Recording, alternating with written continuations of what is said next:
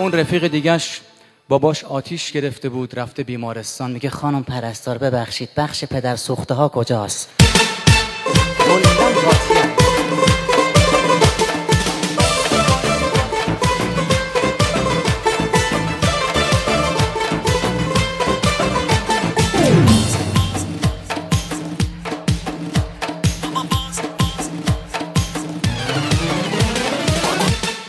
با این صدا و کیفیت دستهای شما از قرار معلوم پیداست که همه نقطه ضعف منو میدونید.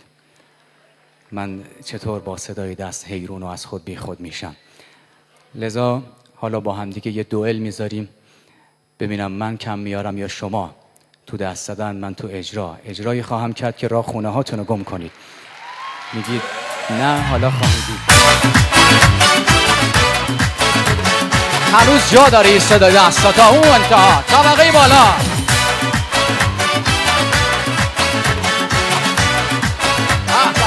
درود میفرستم به اون عزیزانی که دست با انرژی میزنن.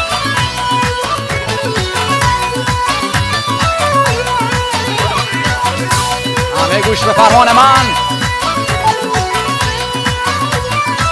حالا یه سوتوجی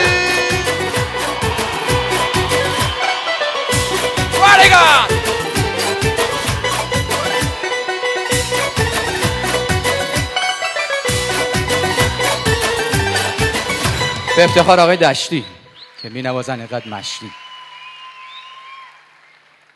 محمود پشت صحنه تا منو دید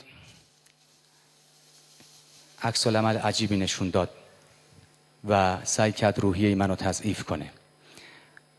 VIP که نشسته بودیم خدمت آقای فیضی عزیز، آقای فیضی تا منو دید بهم گفت حسن خطرناکه حسن.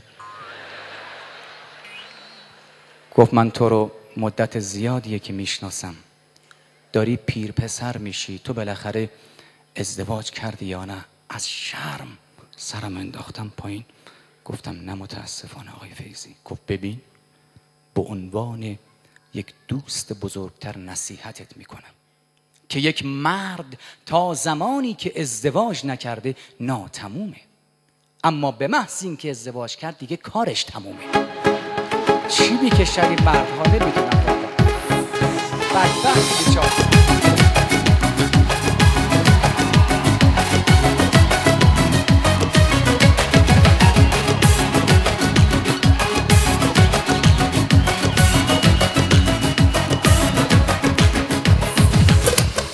عزیزم جای پاد مونده توی قلبم، نگاه کن جون من به دستای سردم. اگه تو دستامو بگیری چی میشه؟ از غروره به خدا چیزی کم نمیشه.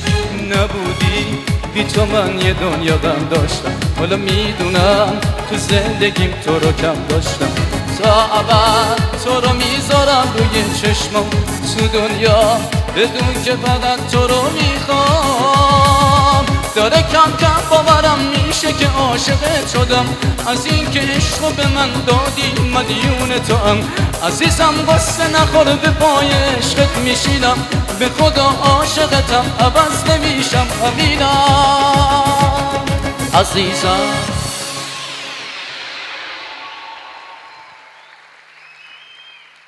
به آقا محمود میگم از این که گفتم عزیزم یاد این مطلب افتادم.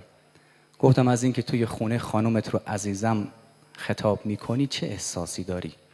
گفت احساس گناه. گفتم واسه چی؟ میگه اسمشو یادم نمیاد. 150 سال به هم زدیم اسمش. در ادامه